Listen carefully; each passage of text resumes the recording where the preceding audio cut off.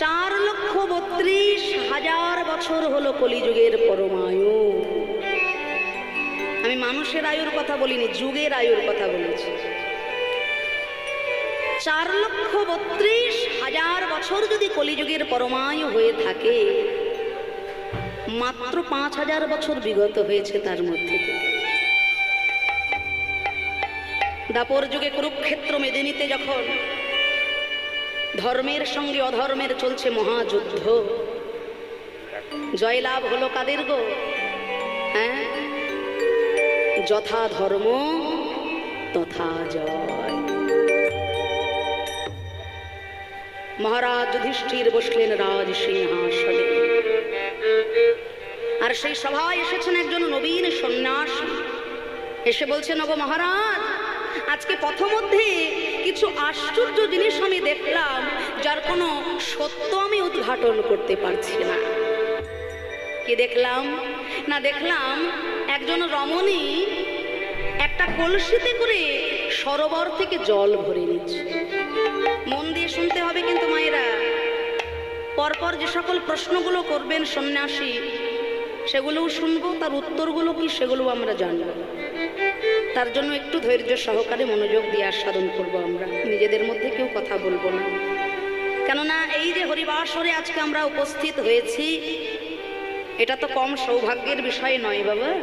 হ্যাঁ, পকেটে যদি হাজার হাজার টাকা থাকে, সেই টাকার জোরে দামি একটা সেগুন কাঠের চেয়ার কিনে বসা যাবে বাবা, কিন্তু টাকার জোরে এই হরি সংকীর্তন বাসরে এইভাবে চটের ওপরে মাটির ওপরে এসে বসা যাবে না।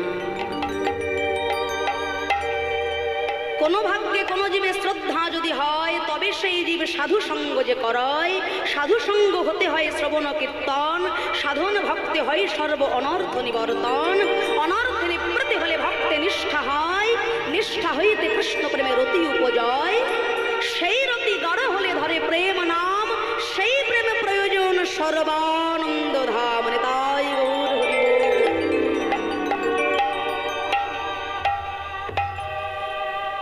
তাই ধর্মরাজ যুধিষ্ঠিরকে জিজ্ঞাসা করছেন সন্ন্যাসী, হে মহারাজ, দেখলাম সরোবর থেকে একজন রমণী একটা কলসিতে করে জল তুলছে, আর তার পাশে ওই মাপেরই আরো 4টে খালি কলসি। একটা কলসিতে জল ভরে 4টে খালি কলসি জলে ভরে দিল, কিন্তু পরক্ষণে ওই 4টে ভরে যাওয়া কলসির জলে একটা খালি কলসি পূর্ণ হলো না। এটা কেমন করে সম্ভব? কলসি তো একই মাপের, সম্ভব কিভাবে? দ্বিতীয়ত দেখলাম একটা শস্য ক্ষেত, ফসলগুলোকে রক্ষা করার জন্য একটা পুতুলকে দাঁড় করানো হয়েছে জমির মাঝখানে, হয় না, খড় দিয়ে, কি যেন বলে?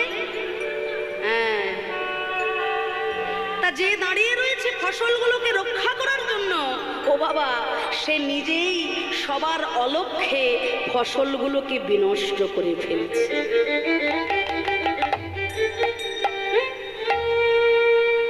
তৃতীয়ত, একটা ছোট্ট ছিদ্র পথে প্রকাণ্ড শরীর নিয়ে একটা হাতি চলে যাচ্ছে, কিন্তু হাতির সরু লেজ ছিদ্র পথে যেতে পারছে না। আর সর্বশেষটা দেখা গেল যে বিশাল বড় একটা ভারী পাথর, আর সেই ভারী পাথরটাকে একটা সরু সুতো না জানি কেমন ভাবে টেনে টেনে পারাপার করে দিল। মহারাজ যুধিষ্ঠির মনে মনে বুঝতে পারলেন,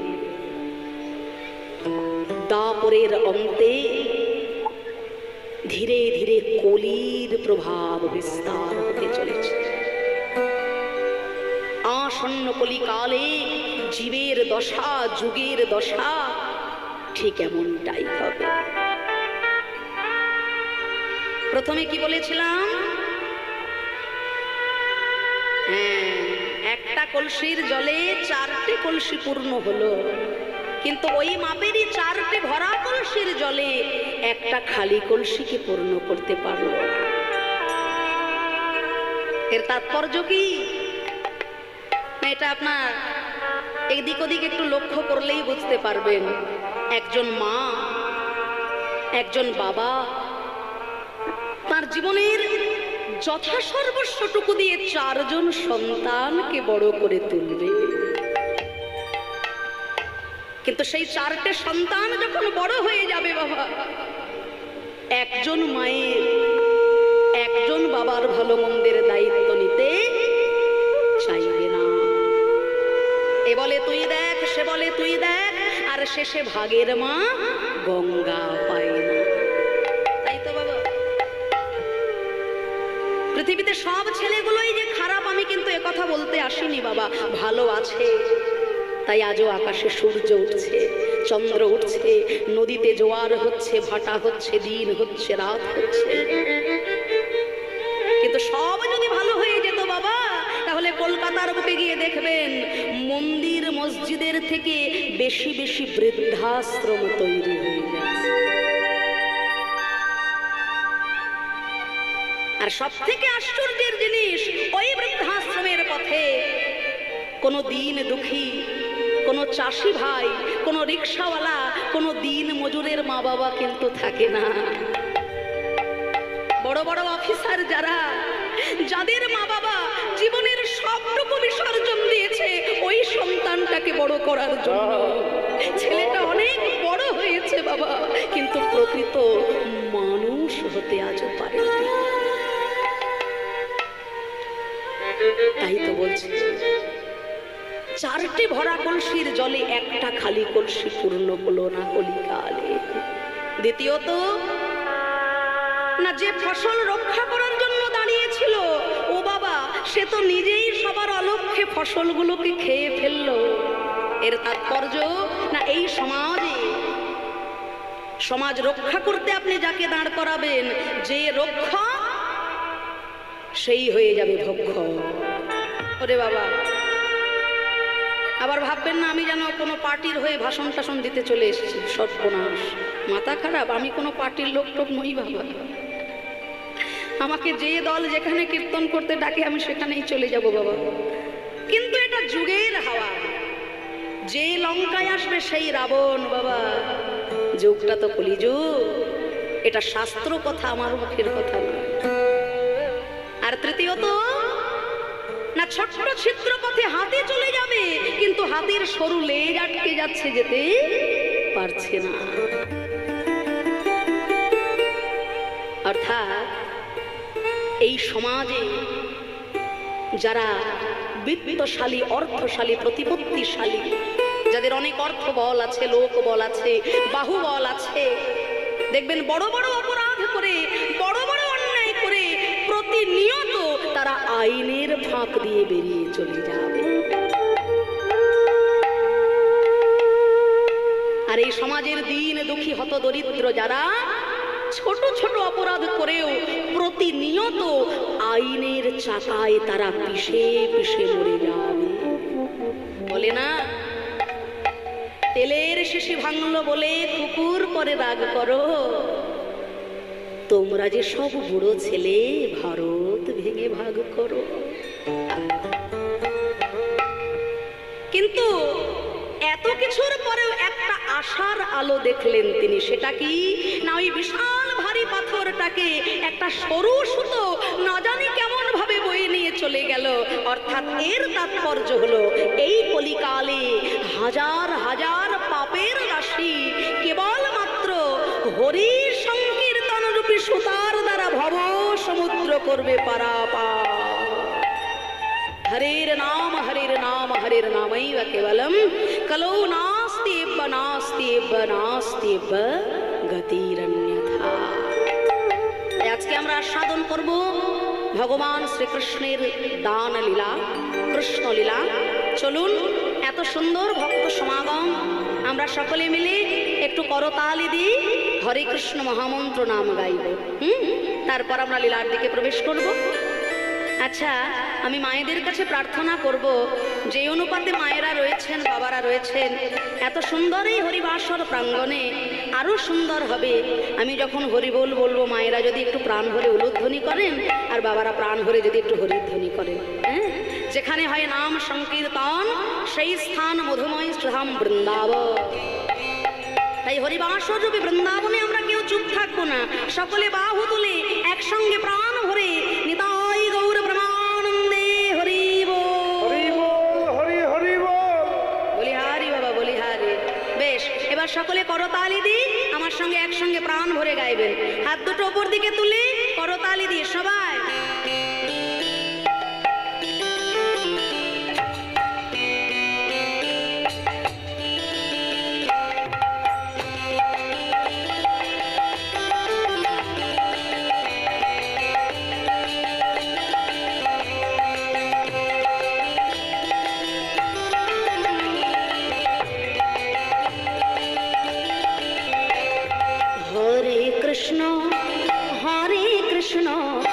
কৃষ্ণ কৃষ্ণ হরে হরে, হরে রাম রাম রাম হরে হরে। হরে কৃষ্ণ কৃষ্ণ কৃষ্ণ হরে হরে, হরে রাম রাম রাম হরে হরে। আমি একবার গাইবো, আপনারা একবার গাইবেন। এইভাবে একসঙ্গে সব গোলমাল হয়ে যাচ্ছে, হ্যাঁ কিছু বোঝা যাচ্ছে না। তা আমি একবার গাইবো, আপনারা একবার গাইবেন জোর গলায় সবাই।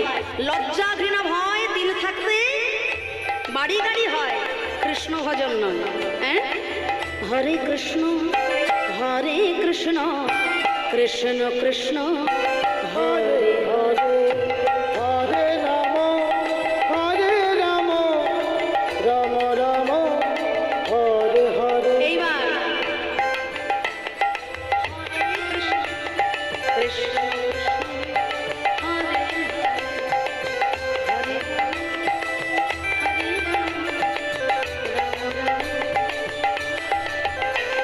আচ্ছা, আজকে একাদশী তাই না?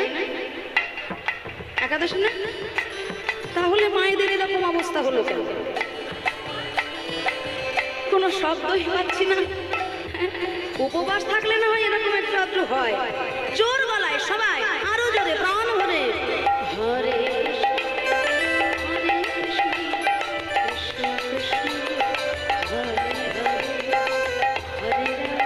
দূরে যারা আছেন তারাও সবাই প্রাণ ভরে বাবা একসঙ্গে সবাই গাইব।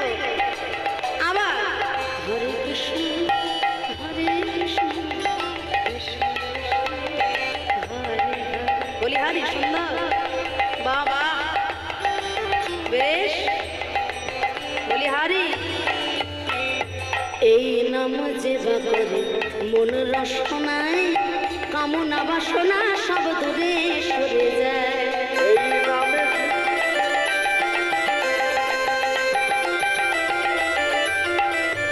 আইরে এই নাম যে করে মন রসনায়, কামনা বাসনা সব দূরে সরে যায়।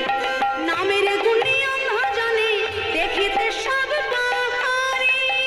উলধ্বনি হরিধ্বনি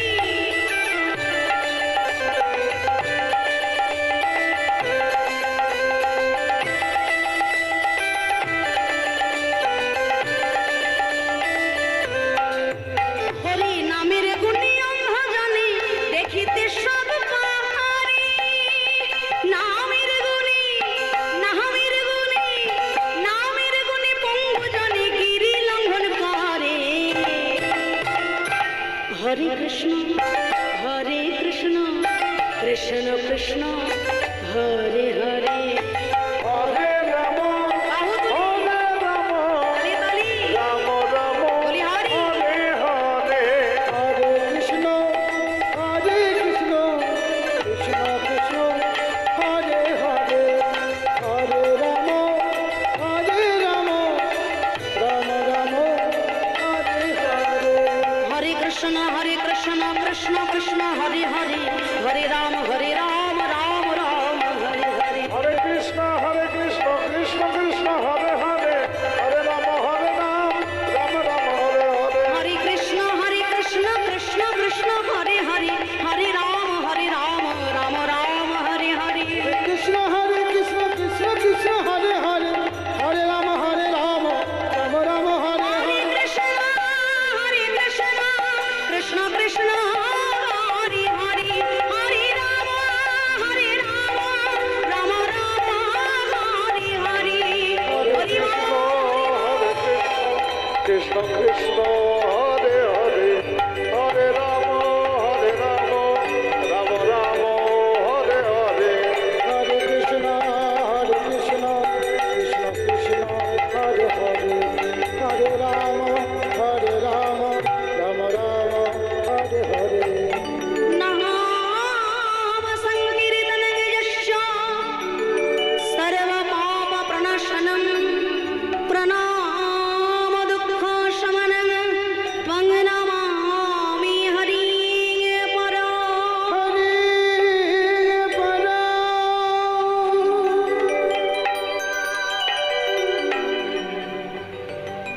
যার নাম শ্রবণে জীবের সকল পাপ তাপ দূরে চলে যায়, যাকে প্রণাম করলে জীবের দুঃখরূপী সমন দূরে চলে যায়, সেই প্রেমময় প্রেমের ঠাকুর শ্রী চৈতন্য মহাপ্রভু আমার আজকে সেই ব্রজভাবে হয়েছেন বিভাবিত।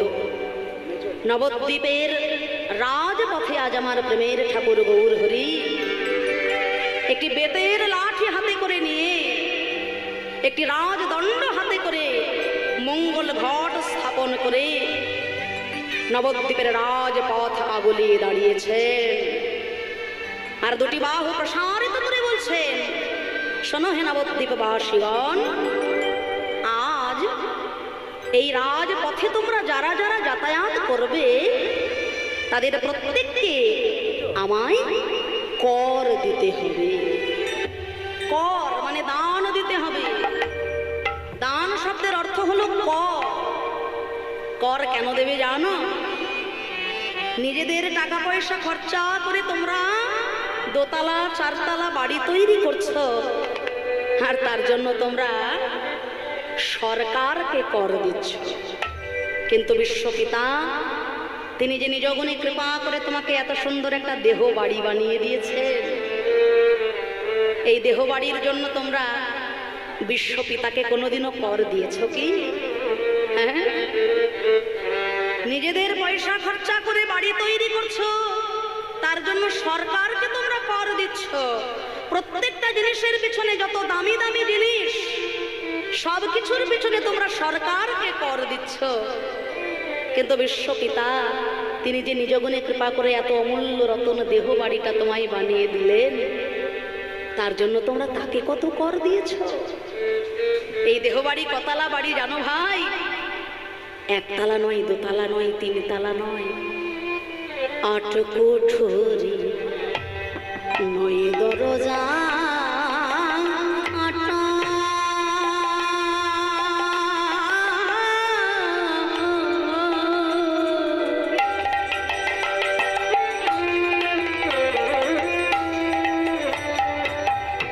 মধ্যে মধ্যে ঝরকা,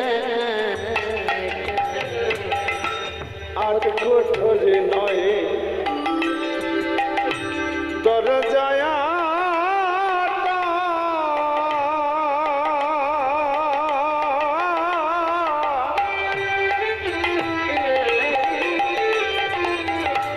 মধ্যে মধ্যে ঝলকা কাটা, আবার তারিও পরে সদর, আবার তার উপরে সদর কোঠা, তার উপরে সদর কোঠা, আছে আয়না মহল তাই, আসে যায় ভাইরে খাঁচার ভিতর অচিনে পাখি কেমনে আসে যায়।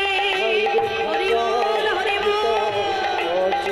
পাখি কেমনে আসে যায়, দেহ খাঁচার ভিতর অচিনে পাখি কেমনে আসে যায়। খাঁচার ভিতর আজ পাখি কেমনে আসে যায়। 8 কোঠরি 9 দরজা। এই দেহ বাড়িটা 8 তলা বাড়ি, একতলা দোতলা নয়, 8 তলা বাড়ি হলো তোমার এই দেহ বাড়িটা। দেহ তত্ত্ব কথা। ভক্তের সাধনা শুরু হয় নিম্নগামী থেকে ঊর্ধ্বগামী। ভগবানের কৃপা নেমে আসে ঊর্ধ্বগামী থেকে নিম্নগামী হয়ে, ভক্তের সাধনা শুরু হয় নিম্নগামী থেকে ঊর্ধ্বগামী। গুরু তত্ত্ব আস্বাদন করে, গুরুচরণ আশ্রয় করে, কুলকুণ্ডলিনী শক্তিকে জাগরিত করে, চতুর্দল মূলাধার হতে ষট চক্র ভেদ করে ভক্ত যখন দ্বিদল পদ্মে আসে, সহস্র দল পদ্মে ভগবানের কৃপা বরিশন হয়। ভক্তের সঙ্গে ভগবানের, আত্মার সঙ্গে পরমাত্মার হয়ে যায় মহামিলন।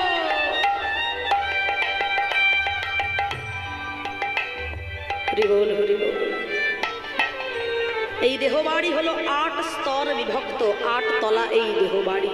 সহস্র দল, দ্বিদল, কণ্ঠ, হৃদয়, নাভি অগ্র, নাভি নিম্ন, মেট্রো মূল, মেট্রো অগ্র, এই 8খানা স্তর হলো দেহবাড়ি। 8 কুটুরি 9 দরজা, 9টি দরজা। 8 তলা বাড়ির আবার 9টি দরজা। 9টি দরজা কি কি? 2টি চক্ষু, 2টি কর্ণ, 2টি নাসিকা ছিদ্র, 1টি মুখ, পায়ু, উপস্থ। এই নবদ্বার দিয়ে আমাদের মন সংসারের চারিদিকে বিচ্ছিন্ন হয়ে যাচ্ছে। নবদ্বার দিয়ে আমাদের মনকে একাগ্রচিত্ত করে গুরুচরণ আশ্রয় করে যদি রাধা গোবিন্দের পাদ পদ্মে অর্পণ করা যায়, তবে এই দেহ বাড়ির সাধনা শুদ্ধ হয়। কিন্তু ওরে অবুঝ মন, তুই যে সারা জীবন খাঁচাটাকেই যত্ন করে গেলি, দামি দামি সাবান দিয়ে, দামি দামি তেল দিয়ে, দামি দামি ক্রিম দিয়ে সারা জীবন খাঁচাটারই যত্ন করে গেলি, কিন্তু খাঁচার ভিতরে যে অচিন পাখিটা আছে, সেই পাখির ভালো মন্দের খোঁজ কোনোদিনও তো নিবি না ভাই।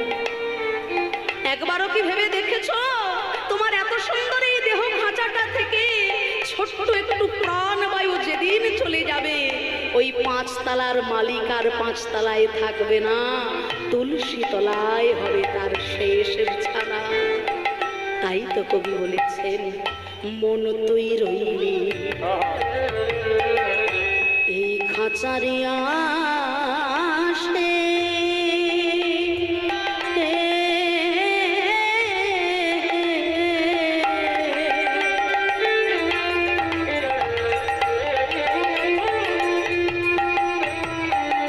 এই খাঁচা যে তো কাঁচা বাসে, মন তুই রইলি খাঁচারে আসে,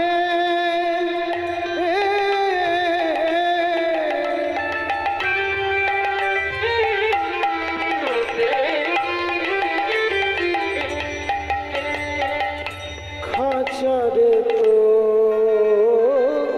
কাঁচা বাসে। আবার কোন দিন খাঁচা পড়বে খসে, কোন দিন খাঁচা পড়বে খসে, কোন দিন খাঁচা পড়বে খসে, কোন দিন খাঁচা পড়বে খসে, ফকির লালন ভেবে পায় চলে আসে গা ভাই রে খাঁচার ভিতর অচিন পাখি কেমনে আসে যায়। খাঁচার হরি বল, হরি বল। পাখি কেমনে আসে যায়, দেহ খাঁচার ভিতর অচিন পাখি কেমনে আসে যায়, খাঁচার ভিতর অচেন পাখি কেমনে কেমনে আসে যায়।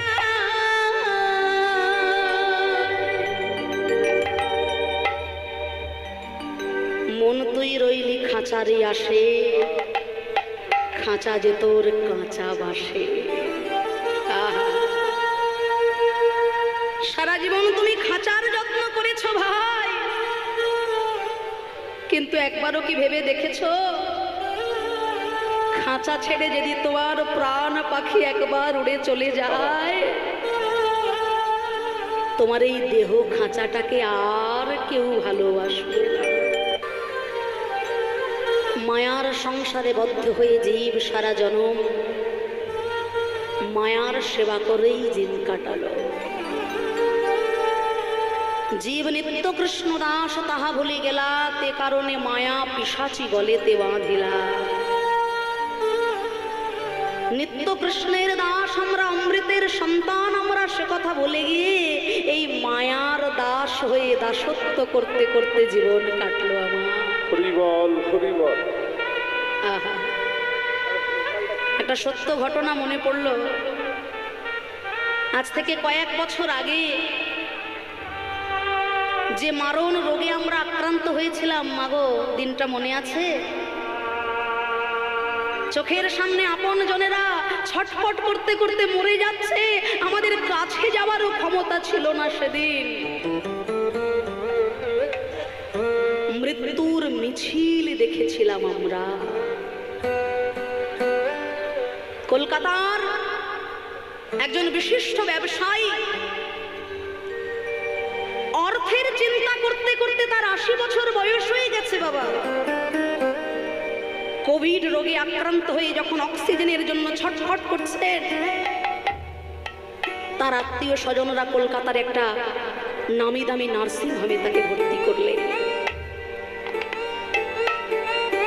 3 দিন ধরে ডাক্তার তাকে অক্সিজেন দিচ্ছেন।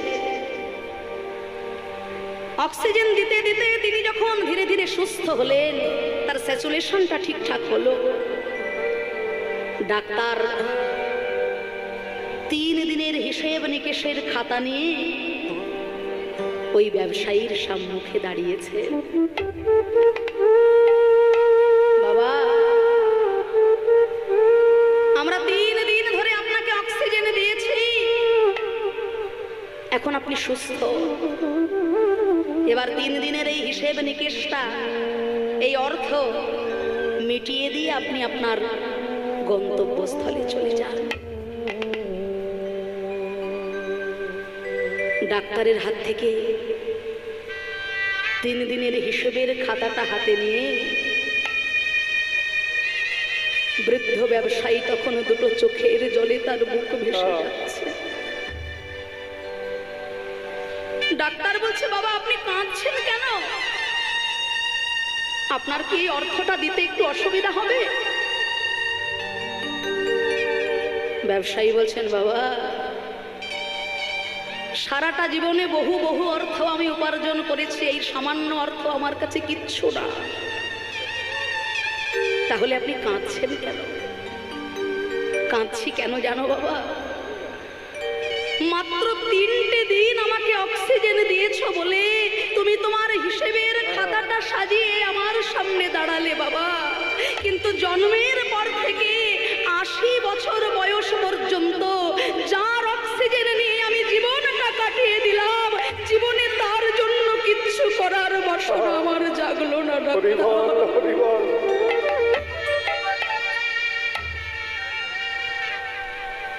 জানো ডাক্তার, এতদিনে আমি যত অর্থ উপার্জন করেছি, আমার টাকা পয়সা বাড়ি গাড়ি আমি সব তোমার নামে লিখে দেব ডাক্তার।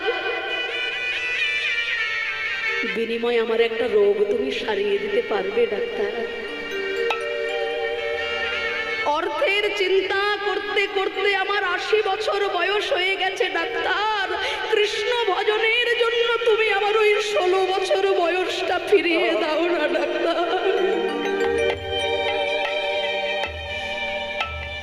আজকে আমার ইচ্ছা হচ্ছে এই দুটো পায়ে হেঁটে মধুর বৃন্দাবনে গিয়ে 84 ক্রোশ পরিক্রমা করব। আজকে আমার ইচ্ছা হচ্ছে সংকীর্তন বসনে এসে দুটি বাহু তুলে হা কৃষ্ণ হা গোবিন্দ বলে কাঁদব, হরি বল হরি বল। কিন্তু ইচ্ছা থাকলেও আমার আজকে শ্রবণ শক্তি নাই, চলার শক্তি নাই, বলার শক্তি নাই, সাধন শক্তি নাই। যার গিয়াছে দিন ফুরাই তারে কি হরি কৃপা করে,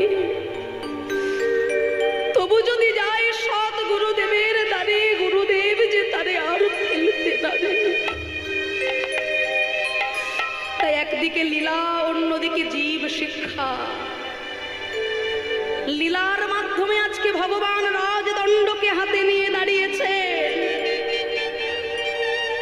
আর রাজদণ্ড হাতে নিয়ে ভগবান জগৎকে মনে করিয়ে দিলেন, ওরে জগৎবাসী,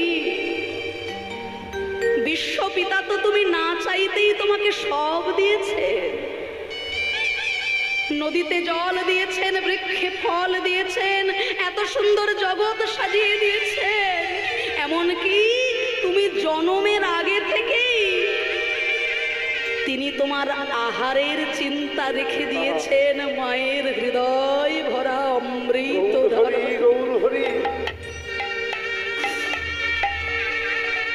আমাকে তো বলতে হয়নি যে দয়াময় জগতের বুকে গিয়ে আমি কি খেয়ে বাঁচবো। ভেবে দেখুন তো, নবদ্বীপ, হেনগ্রাম, ত্রিভুবনে নাই যাহা সে জন্মিলেন আমার চৈতন্য গোসাই। কি করেননি চৈতন্য মহাপ্রভু হতভাগ্য জীবের জন্য? আমরা যখন কীর্তন করি সবাই আগে বলবে গৌর চন্দ্রিকাটা একটু ছোট করে দিন। গৌর কথা আমরা শুনতে ভালোবাসি না। গৌরাঙ্গ মহাপ্রভু হতভাগ্য জীবের জন্য কি না করেছেন তার কথা কলিকালে শুনবেন না তো কার কথা শুনবেন? এই তো কদিন আগে গৌর পূর্ণিমা, দোল পূর্ণিমা চলে গেল। নবদ্বীপ ধামে কারা কারা গিয়েছেন একটু হাত তুলুন তো দেখি। দেখবেন হাজার হাজার বিদেশি ভক্ত, আমেরিকাবাসী, লন্ডনবাসী, ফ্রান্সবাসী, তারা ছুটে আসছে নবদ্বীপের পথে। হরে কৃষ্ণ হরি বল বলে নবদ্বীপের বুকে তারা নেচে বেড়াচ্ছে। আর বলতে গেলে আমার লজ্জা হয় বাবা, সেই গৌর পূর্ণিমা তিথিতে সব থেকে বেশি ভিড় হয় আমার কলকাতার শহরে মদের দোকানে আর মাংসের দোকানে। লজ্জা। সনাতন ধর্মাবলম্বী হিন্দুর কাছে এটা লজ্জা, হাসি নয়। বলে আজ খাবো না কবে খাবো, খেলবো হোলি রং দেবো না তাই কখনো হয়? আজকে তো আনন্দ করার দিন। আহারে বাঙালি। দোল পূর্ণিমা তিথিতে আমি আমার ঘরের ছোট্ট ছেলেটার হাতে একটা মালা তুলে দিয়ে বলি না বাবা চৈতন্য মহাপ্রভুর আবির্ভাব তিথি, তার গলায় একটা মালা পরিয়ে দে। অথচ যীশু খ্রিস্টের জন্মদিনটা পালন করতে আজকাল বাঙালির ভুল হচ্ছে না। 25শে ডিসেম্বরের এক সপ্তাহ আগে থেকে দামি দামি কেকের বাক্সে আমার বাড়িটা ভরে যায়। আমি অন্য ধর্মকে ছোট করার জন্য কথাটা বললাম না, বলার উদ্দেশ্য হলো এটা, আমি সনাতন ধর্মাবলম্বী, অন্য ধর্মকে অবশ্য সম্মান করব, তা বলে নিজের ধর্মটাকে জলাঞ্জলি দিয়ে কিন্তু নয় বাবা।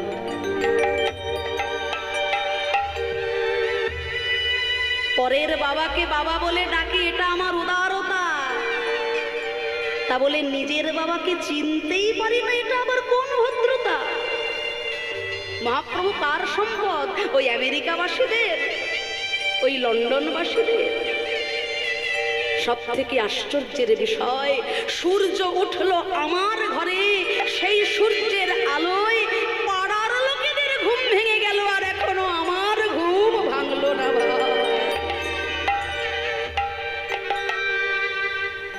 মহাপ্রভু যখন সন্ন্যাস গ্রহণ করবেন, বিষ্ণুপ্রিয়া দেবী দরজা বন্ধ করে জানালেন, প্রভু গো, আমি লোক মুখে শুনেছি অবিলম্বে তুমি নাকি নবদ্বীপ ছেড়ে সন্ন্যাসী হয়ে যাবে। মর্যাদা পুরুষোত্তম রাম যখন বনে গেল, সীতা দেবী সঙ্গের সাথী হলো। পঞ্চ পাণ্ডব যখন বনে গেল, দ্রৌপদীও সঙ্গ ছাড়া হলো না। তুমি যদি কোনোদিনও সংসার ছাড়ো গৌর হরি, এই অভাগিনী বিষ্ণুপ্রিয়াকে সঙ্গের সঙ্গী হতে পারে না।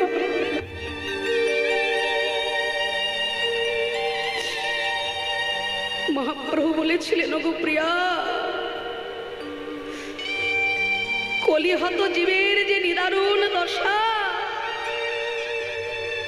কলিহত জীব উদ্ধার করতে গেলে আমার একার চোখের জলে হবে না প্রিয়া। তাই তুমি কাঁদবে ঘরে, আমি কাঁদবো বাইরে। এসো না প্রিয়া, কলিহত জীবের মুক্তির কথা চিন্তা করে তুমি আমি দুইজনায় ঘরে বাইরে দুটি নয়ন জলে মুখ ভাসিয়ে হা গোবিন্দ দয়া করো বলে আমরা কাঁদবো। তাই আজ গৌর হরি আমার বলছেন, দেহদান দেহদান, কিসের দান চাহি আমার গোড়া দ্বিজমণি, বেত্র দিয়া গলিয়া রাখই তরুণী।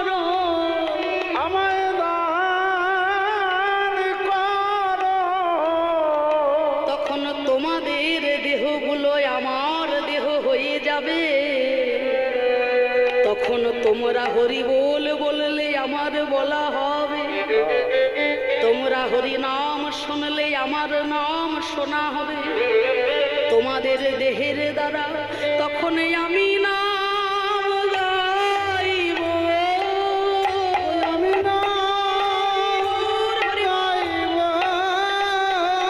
আমি নাম গাইব, তখন আমি নাম গাইব, আমি নাম গাইব, আমি নাম গাইব, তখনই আমি নাম শুনব, আমি নাম গাইব, আমি নাম শুনব, আমি নাম গাইব, তখনই আমি নাম শুনব, ওগো তোমাদের মদন হতে আমি নাম হরি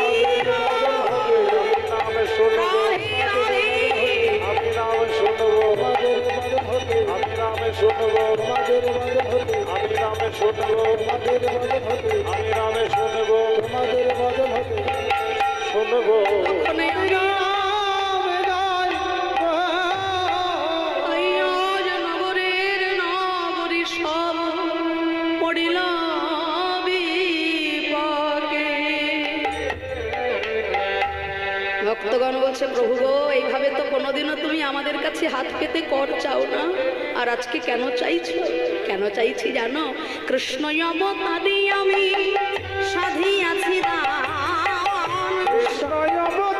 আমি সাধিয়াছি দান, অবতারে আমি সাধিয়াছি দান, সে ভাব পড়ল মনে বাসু ঘোষে সব পদাল মনে বাসু ঘোষে গান, আজ নূতন লীলা মনে পড়িল, লীলা মনে পড়িল, নিধি গৌর হরির নূতন লীলা মনে পড়িল, ভাবনিধি গৌর হরি, বলি যাই রে ভাবের বলি হারি, ভাবনিধি গৌর হরি, ভাবের বলে হারি, ভাবনিধি গৌর হরি, ভাবের বলে হারি, গৌর হরি, সে ভাব পড়ল মনে বাসু ঘোষে ভাব পদাল মনে বাসু ঘোষে গান। আসুন ভক্তগণ, এতক্ষণ পর্যন্ত আমরা শ্রীমান মহাপ্রভুকে লীলা রসে ভাবিয়ে নিলাম।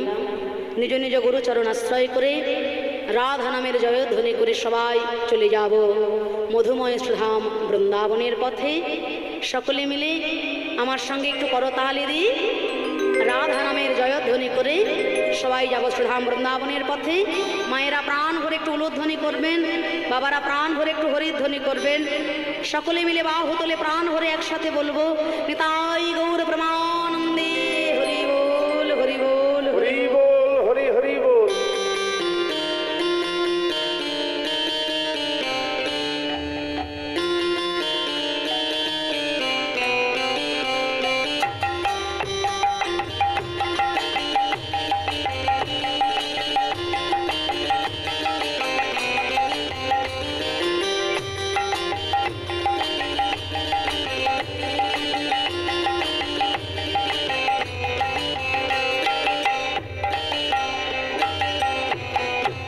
তোমরা চলো চলে যাই, চলো চলে যাই, ওই বৃন্দাবনে চলো রে সবাই। চলো চলে যাই মোরা, চলো চলে যাই বৃন্দাবনে, চলো রে সবাই। তোমরা চলো চলে যাই, চলো চলে যাই বৃন্দাবনে, চলো রে সবাই। সেথা শ্রীমতীর সাথে লয়ে, শ্রীমতীর সাথে লয়ে, শ্রীমতীর সাথে লয়ে হোলি খেলেছে কানাই। চলো চলে যাই, চলো চলে যাই বৃন্দাবনে, চলো রে সবাই। চলো চলে যাই মোরা, চলো চলে যাই বৃন্দাবনে, চলো রে সবাই। চলে যাই মোরা, চলো চলে যাই বৃন্দাবনে, চলো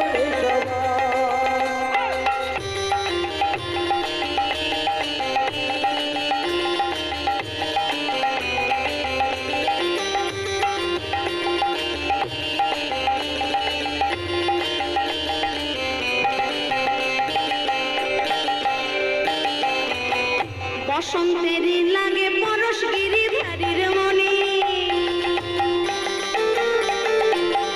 ওই আবির রঙে খেলে হোলি রাধা রানী শনি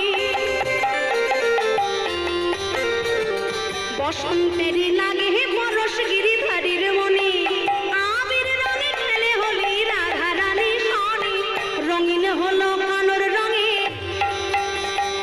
রঙিন হলো কানুর রঙে রঙিন হলো কানুর রঙে আয়ান ঘরণী তাই চলো চলে যাই চলো চলে যাই বৃন্দাবনে চলো রে সবাই চলো চলে যাই ওরা চলো চলে যাই বৃন্দাবনে চলো রে সবাই তোমরা চলো চলে যাই চলো চলে যাই বৃন্দাবনে চলো রে সবাই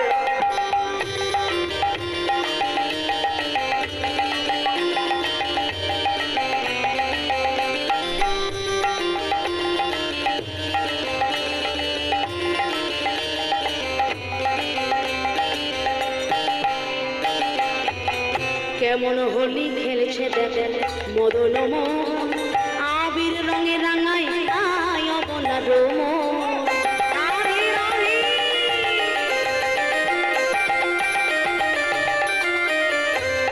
কেমন হোলি খেলছে দেখেন মদন আবির রঙে রাঙাই আয় অবনার মন শ্রীমতী রহিলা যুগ বড় শ্রীমতী রহিলা যুগ বড় শ্রীমতী রহিলা যুগ বরণ কৃষ্ণ চূড়া রাঙা তাই চলো চলে যাই চলো চলে যাই বৃন্দাবনে চলো রে ওরা চলো চলে যাই বৃন্দাবনে চলো রে সবাই তোমরা চলো চলে যাই চলো চলে যাই বৃন্দাবনে চলো রে সবাই বাহু তুলে সবাই গাইব রাধে রাধে রাধে বরসানে वाली राधे हरी बरसाने वाले राधे राधे राधे राधे बरसाने वाली राधे राधे राधे राधे बरसाने वाली राधे बोलो राधे राधे राधे बरसाने वाली राधे राधे राधे राधे बरसाने वाले राधे राधे राधे राधे बरसाने वाली राधे राधे राधे राधे बरसाने वाली राधे राधे राधे আমি একবার বলবো রাধে রাধে আপনারা বলবেন রাধে রাধে হ্যাঁ জোর গলায় সবাই একসঙ্গে সবাই তো রাধে রাধে শুনতে পাচ্ছি না আরো জোরে জোরে বলো জোরে বলো प्रेम से बोलो प्रेम से बोलो प्यार से बोलो भक्ति से बोलो राधे राधे वृंदावन में राधे राधे श्याम कुंड में राधे राधा कुंड में राधे राधे केशी घाट में राधे राधे वंशीवट में राधे राधे निकुंज वन में राधे राधे आलवन में राधे राधे मालवन में राधा दामोदर राधा मोहन जी राधे राधे राधा विनोद जी राधे राधे बांके बिहारी राधे राधे गिरी गोवर्धन राधे राधे श्याम मिलाधे राधे राधे जय श्री राधे राधे राधे राधे राधे राधे राधे राधे राधे राधे राधे राधे राधे राधे राधे रटो चले आएंगे बिहारी बिहारी राधे राधे रटो चले आएंगे बिहारी राधे राधे रट चले आएंगे बिहारी आएंगे बिहारी चले आएंगे बिहारी आएंगे बिहारी चले आएंगे बिहारी राधे राधे राधे राधे रटो चले आएंगे बिहारी राधे राधे रट चले आएंगे बिहारी राधे श्याम राधे श्याम राधे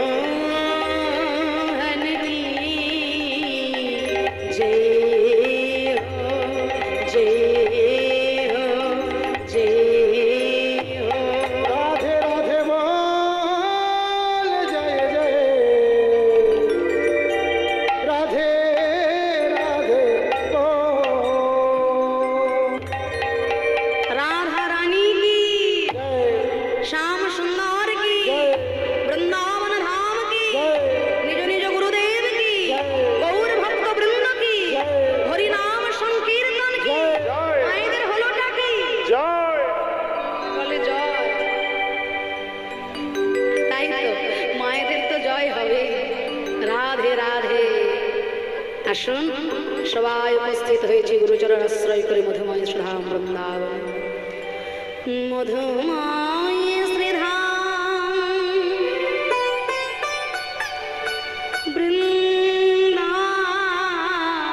বৃন্দাবনী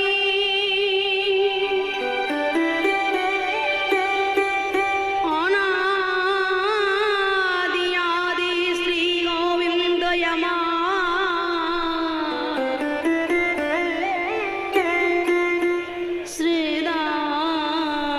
দাম দাম বসদাম সখাগণ সঙ্গে লয়ে আর ধেনুবৎস সঙ্গে লয়ে গোষ্ঠ গোচারণে বিনোদ খেলা খেলতে খেলতে গোবিন্দের আমার আর বিনোদ খেলা ভালো লাগে না।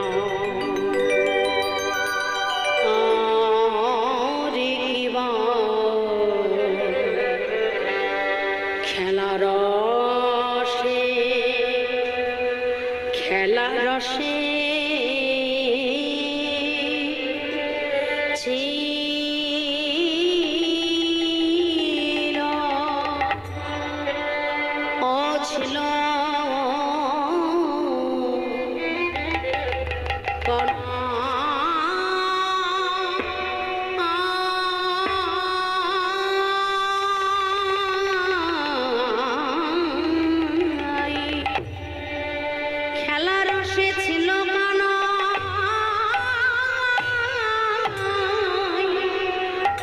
আজ সুবলের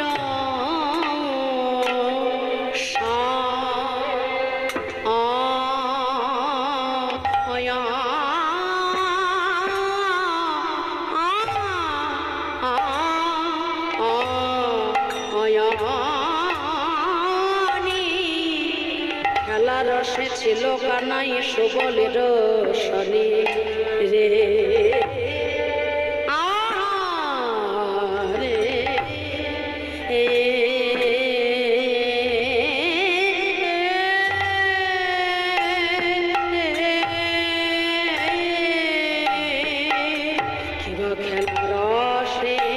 খেলা রসে ছিল ও ছিল কানাই ও হেন কালে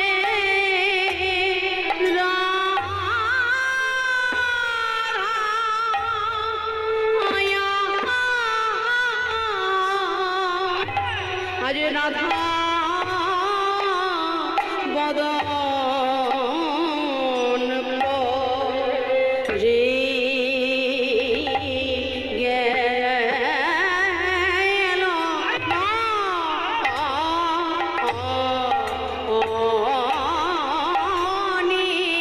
আজ নগরে আমার চলিল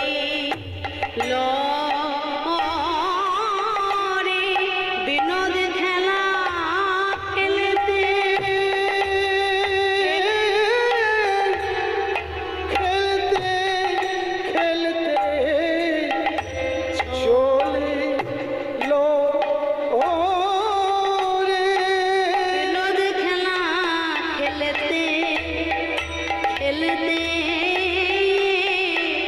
নগর আমার চলিল বিনোদ খেলা খেলতে খেলতে নাগর আমার চলিল বিনোদ খেলা খেলতে খেলতে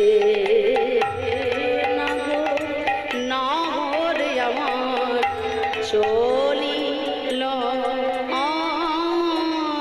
বিনোদ খেলা খেলতে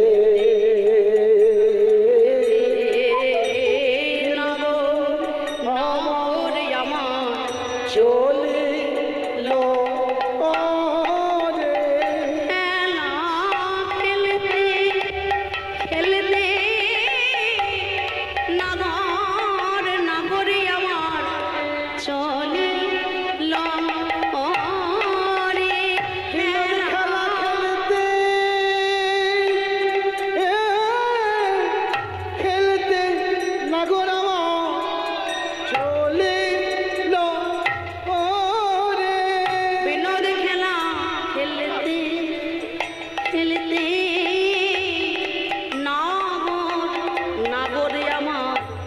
চলিল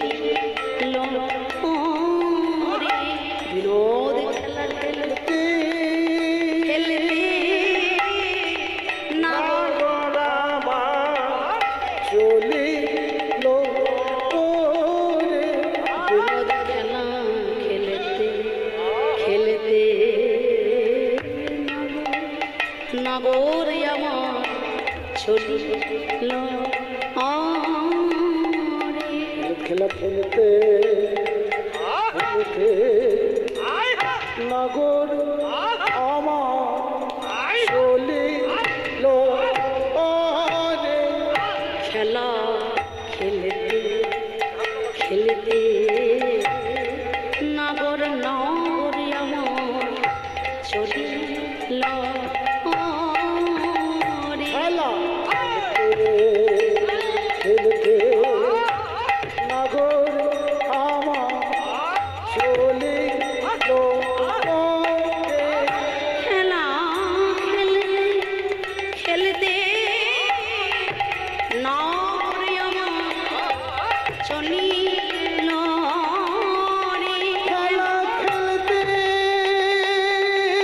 খেলতে খেলতে নগর আমার চলিল রে খেলা খেলতে খেলতে নাগর আমার চলিল রে খেলা খেলতে খেলতে নগর আমার চলিল রে বিনোদ খেলা খেলতে খেলতে নাগর আমার চলিল রে খেলা খেলতে খেলতে নগর আমার চলিল রে খেলা খেলতে খেলতে নগর আমার চলিল রে বিনোদ খেলা খেলতে খেলতে নাগর আমার চলিল রে খেলা খেলতে খেলতে নগর আমার চলিল রে বিনোদ খেলা খেলতে খেলতে নাগর আমার চলিল খেলা খেলতে খেলতে নগর আমার চলিল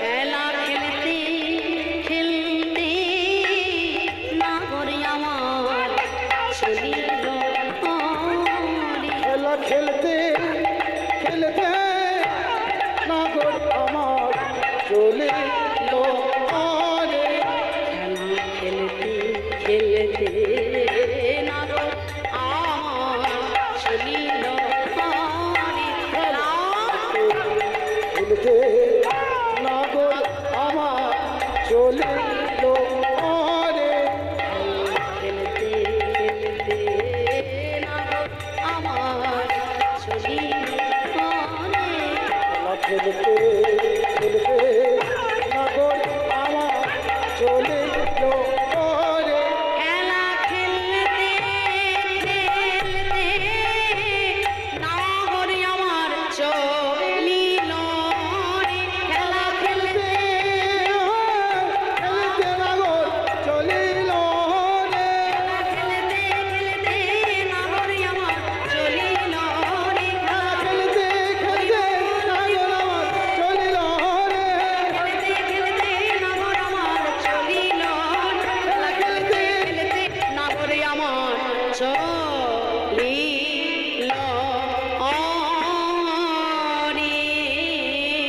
আজ সখা শনি খেলতা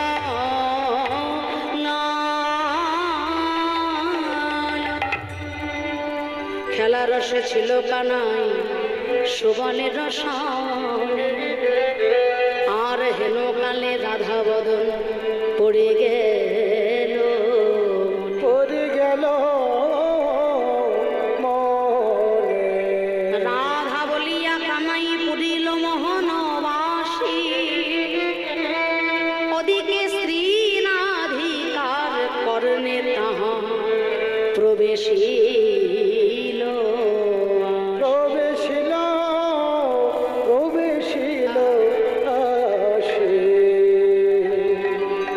24 জন সখা আর নবলক্ষ ধেনুবৎস সঙ্গিনী গোষ্ঠগোচারণে বিনোদ খেলা খেলতে খেলতে যখন গোবিন্দমার সুবল সখাকে দর্শন করেছে, সুবল হলেন শ্রীমতী রাধারানীরই ভাই, তা তার বদন দর্শন করে শ্রীমতী রাধারানীর কথা মনে পড়ল শ্রী গোবিন্দের। গোবিন্দের আমার আর বিনোদ খেলা ভালো লাগে না, সখাগণের কাছে ধনু মৎস্যের দায়িত্ব দিয়ে আজ মোহন মুরলিটি করে যে রাধা রাধা বলে মোহন মুরলিতে শ্রীমতী রাধা রানীর নাম ধরে ডাকছে শ্রীমতীর নাম ধরে। সঙ্গে নিয়েছেন সখা সুবলকে। বুঝলি সুবল, আজকে আমি আমার প্রেমময়ী রাধারানীকে নূতন রূপে দেখা দেব। কেমন জানিস? আজকে শ্রী গোবিন্দ আমার একটি রাজদণ্ড হাতে নিয়েছে আর মঙ্গল ঘট স্থাপন করেছে, আর যমুনার কিনারে বংশী বটের তলায় শ্রী গোবিন্দ আমার দাঁড়িয়ে রয়েছে। যে আজকে রাধারানী যখন এই পথ দিয়ে যাবে দধিদুগ্ধ ঘৃতঘোলের পসরা সাজিয়ে নিয়ে মথুরার হাটে বিক্রয় করার জন্য, এই রাজপথে আমি শ্রীমতী রাধারানীকে পথে আগলিয়ে দাঁড়াবো। আজকে শ্রীমতী রাধারানীর কাছে কর আদায়কারী রূপী কৃষ্ণচন্দ্র হয়ে আমি দর্শন। কর আদায়কারী কৃষ্ণ আজকে রাধারানীর কাছ থেকে তিনি কর আদায় করবেন, মানে দান গ্রহণ করবেন। তাই রাজসিক দান কোনটা, তামসিক দান কোনটা, আর সাত্বিক দান কোনটা আমরা একটু জানব। রাজসিক দান মানে দেখবেন পাড়ায় অনেক সময় বাবুরা থাকেন, হ্যাঁ, তা যদি কোনো সুন্দর একটা মন্দির নির্মাণ হচ্ছে, তা পাড়ার ছেলেপুলেরা গিয়ে ধরলো যে বাবু পাড়ায় একটা হরি মন্দির নির্মাণ হচ্ছে, আপনাকে একটু সাহায্য করতে হবে। বলে সাহায্য নিশ্চয়ই করব। সাহায্য করব না কেন? তবে হ্যাঁ, ওই যে মার্বেল প্লেটে আমার নামটা যেন একটু বড় বড় অক্ষরে লেখা থাকে, মানুষ ঢুকলে যেন আমার নামটাই আগে দেখতে পায়। দান আমি করব, কিন্তু ওই মার্বেল প্লেটে আমার নামটা যেন সবার আগে থাকে, একটু বড় যেন হয়, মানুষ ঢুকলেই যেন আমার নামটা আগে দেখতে পায়। দান করলাম কিন্তু মনে মনে জাহির করলাম, অমুক বাবু এত টাকা দান করলেন, অমুক বাবু এত অর্থ দান করলেন। আপনারা বৃন্দাবনে যখন যাবেন দেখবেন বড় বড় মারোয়ারি ভক্তরা হাজার হাজার টাকা, শুধু হাজার হাজার নয়, লক্ষ লক্ষ টাকা গোবিন্দ সেবায় দান করছেন। কিন্তু পূজারী ব্রাহ্মণের কাছে তার একটাই অনুরোধ, হাত জোড় করে, বাবা নাম যেন প্রকাশ না হয়। দান আমি করব, কাকে দান করব? যিনি বিশ্ব ব্রহ্মাণ্ডটাকে সৃষ্টি করেছেন তার উদ্দেশ্যে 10টা টাকা দিয়ে আমি আমার নাম জাহির করব মানুষের কাছে? মানুষ দিলে কখনো ফুরোয় না, আর আমার গোবিন্দ কাউকে কৃপা করে দিলে তা কখনো ফুরোয় না। তাই আমরা দান করব বটে, কিন্তু দানের মধ্যে যেন জাহির, মানে নিজের আমিত্বকে প্রকাশ না করি। আর আমিত্ব প্রকাশ করে যে দান করবেন সেই দানের অর্থ হলো রাজসিক দান। আর দ্বিতীয়ত কি না, তামসিক দান। না অনেক সময় দেখবেন কমিটির ভক্তরা এই হরিনাম মহাযজ্ঞ করেন, পাড়ার মধ্যে সব থেকে বড় লোক যিনি, তার কাছে গিয়ে যদি বলেন যে বাবু খুব বিপদে পড়েছে, এবার আপনাকে 5000 টাকা দিয়ে আমাদের সাহায্য করে দিতে হবে। তা বাবু বললেন, দেখ বাবা তোরা এসেছিস 5 কেন, তোরা যদি বলিস আমি তোদেরকে 10,000 পর্যন্ত দেব, কিন্তু অমুককে তোদের দলের মধ্যে থেকে আগে তাড়াতে হবে। মানে অমুকের সঙ্গে আমার একটু আদায় কাজ কলাই আছে, বুঝলেন তো? হ্যাঁ, ওকে আগে দল থেকে সরা, ওকে আগে কমিটি থেকে তাড়া। 5 কেন, 10 চাইলে 10 পাবে। 4 বন্ধু একসঙ্গে পড়াশোনা করে, তা এক বন্ধুর ভাগ্য ভালো, ভালো একটা চাকরি চাকরি পেয়ে গেছে। তা তিন বন্ধু আর কি ছাড়ে, বলে হ্যাঁ রে, এত ভালো একটা চাকরি পেয়েছিস, আমাদের কিছু খাওয়া, কিছু দে। তা বন্ধু হয়, কি আর করা যাবে, সবাইকে খাওয়ার জন্য 500টা টাকা হাতে ধরিয়ে দিয়েছে। তা ওই যে 500টা টাকা দিলেন তিনটে বন্ধুকে, সেটা কিন্তু একটা দান, তাই না? 500 টাকারও তো অনেক মূল্য আছে বাবা। ওই যে 500টা টাকা তিনি দান করলেন বা দিলেন, তিন বন্ধু ওই 500টা টাকা নিয়ে মিষ্টির দোকানে রসগোল্লা খেতে যাবে?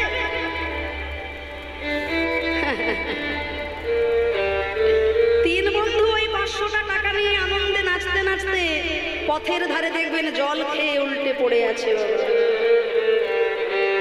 যিনি দান করলেন তারও তাতে পুণ্য হলো না, যিনি দান গ্রহণ করলেন তারও তাতে পুণ্য লাভ হলো না। দান আমি করে দিলাম বটে, কিন্তু তারা যে পাপটা করলো, তারা যে অন্যায়টা করলো, তাদের সেই পাপটা কিন্তু আমার মধ্যেও বর্তিয়ে গেল, যেহেতু আমার দানের অর্থ দিয়ে তারা পাপ কর্ম করলো।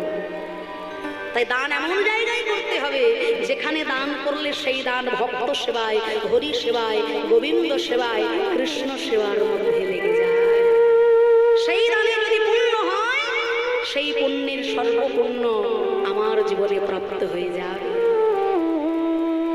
তাই এই যে দান করে নিজেরও ক্ষতি, অপরেরও ক্ষতি, এটা হলো তামসিক দান। এই দানে কোনো পুণ্য হলো না। আর একটা দান কি? সর্বশ্রেষ্ঠ দান, যে দানের নাম হলো সাত্বিক দান। যেহেতু দান লীলা বিষয় আজকে আলোচনা, সেই জন্য দান সম্পর্কে আগে আমাদের একটু ধারণা থাকাটা দরকার। সাত্বিক দানটা কিরকম না, যে দান করে ভগবানের কাছে কোনো চাওয়া পাওয়ার বাসনা থাকে না। আমরা সারাদিন ধরে উপোস থেকে ভগবানের ব্রত করে, ভগবানের পুজো করে, সারাদিন কত যন্ত্রণা, কত কষ্ট সহ্য করে ভগবানের নাম করে আমরা দিনের শেষে বলছি, ঠাকুর ছেলেটা যদি এবার ভালো একটা চাকরি পেয়ে যায়, সামনের বার 5 কেজি বাতাসা কিনে তোমার মন্দিরে পুজো দেব। তাহলে আগে আমাকে তুমি কিছু দাও, তারপর না হয় আমি তোমাকে কিছু দেব। এই যে চাওয়া পাওয়া, গিভ অ্যান্ড টেক পলিসি, এতে কিন্তু ভগবানকে খুশি করা যায়। কত বড় বড় রাজা মহারাজা লেহব্যও সাজিয়ে যার জন্য বসে আছে, মাত্র 5 কেজি বাতাসার জন্য তার সঙ্গে আমার কন্ডিশন হয় না। সাত্বিক দানের অর্থ হলো যে দান করলে পরে তার কাছ থেকে কিছু পাওয়ার বাসনা থাকে না, কিছু চাওয়ার বাসনা থাকে না। যেমন দান করেছিলেন ভক্ত দ্রৌপদী, কৃষ্ণ তার প্রাণের প্রাণ সখা বন্ধু। সুদর্শন চক্র দিয়ে যেদিন ভগবান শিশুপালকে হত্যা করেছিলেন, সুদর্শন চক্রের স্পর্শে ভগবান কৃষ্ণের আঙুলটা কেটে ঝরঝর করে রক্ত ঝরছে। সেই সভায় উপস্থিত দ্রৌপদী, কৃষ্ণের আঙুল কেটে গেছে তো, তাই এদিক ওদিকে কাপড় খোঁজার তার সময় নেই। অঙ্গে যে বসনটা পড়েছিল, যে কাপড়টা পড়েছিল, সেই কাপড়ের আঁচলটা ছিঁড়ে দিয়ে ভগবান কৃষ্ণের আঙুলখানি দ্রৌপদী বেঁধে দিলে। ভগবান কৃষ্ণ আমার মনে মনে চিন্তা করে,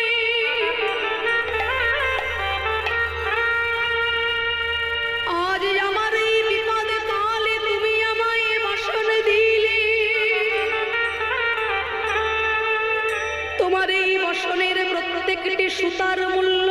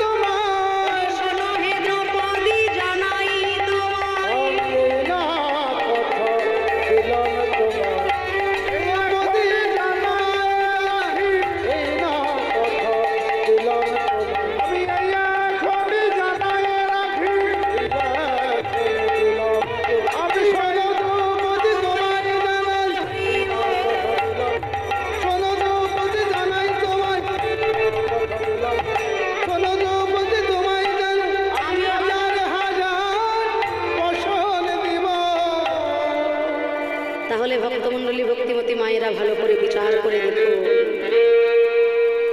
দ্রৌপদী ভগবানের সেবার জন্য ভগবানের বিপদকালে এক টুকরো বসন দিয়েছিল, বসন পাবার বাসনা কিন্তু তার ছিল না। কিন্তু দ্রৌপদী যখন বিপদে পড়লেন, ভগবান দ্রৌপদীর বিপদকালে হাজার হাজার বসন যোগান দিয়ে তাকে রক্ষা করলেন। তাই ভক্তমণ্ডলী, ভক্তিমতী মায়েরা, আজকে এই দান লীলার মাধ্যমে আপনাদের মতো অগণিত গৌর গোবিন্দ অনুরাগী ভক্তের শ্রীচরণে আমার বিনীতভাবে প্রার্থনা, এই যে এত সুন্দর এই হরিবাসর, এতগুলো দলের ব্যবস্থা, এত ভক্তের ব্যবস্থা, আমি ধন্যবাদ জানাবো কমিটির প্রত্যেকটি সদস্যবৃন্দদের, যাদের ঐকান্তিক প্রচেষ্টা, অক্লান্ত পরিশ্রম আজ এই হরিবাসরটিকে মধুময় ধাম বৃন্দাবন ধামে পরিণত করে দিয়েছে। একটা হরিবাসর, হরিনাম যজ্ঞ, এই হরিবাসরে হরিনাম যজ্ঞানুষ্ঠান চালনা করতে এটা তো একদিন দুদিনের প্রয়াসে হয় না, মাসের পর মাস কত শত শত ভক্তের দ্বারে দ্বারে 2 টাকা, 5 টাকা, 10 টাকা, এমনকি কারোর মুখের কত শত কটু কথা, সবটুকুকে উপেক্ষা করে, সবটুকুকে এক পাশে রেখে আজকের এই আনন্দের দিনটার জন্য একটা বছর ধরে যাদের অপেক্ষা, শুধু যে ভক্ত অপেক্ষা করে তা নয়, মন্দিরের শ্রী ভগবান অপেক্ষা করে বসে থাকে যে কবে আসবে সেই পুণ্যতিথি। দিবারাত্রিব্যাপী আমার ভক্ত আমার কৃষ্ণ কথা, হরি কথায় মেতে থাকবে। তাই আপনারা গৌর গোবিন্দ অনুরাগী ভক্তগণ, সাধুগুরু বৈষ্ণবজন, আপনাদের সকলের চরণে আমার বিনীতভাবে প্রার্থনা, আমার কমিটির ভক্তবৃন্দরা কৃষ্ণ সেবার জন্য, গোবিন্দ সেবার জন্য আপনাদের সবার কাছে ভিক্ষার ঝুলি নিয়ে যাবেন। আপনারা কেউ যেন কোনো দ্বিধাবোধ করবেন না, কৃপণতা করবেন না। ওই যে বললাম, যে দান করলে পরে কৃষ্ণ সেবায় লাগে, ভক্ত সেবায় লাগে, হরি সেবায় লাগে, নাম যজ্ঞ কার্যে লাগে, সেই দানে যেটুকু পুণ্য হবে বাবা, সেইটুকু পুণ্য কিন্তু যিনি দান করবেন তার মধ্যেও বর্তায়। তাই গৌর হরি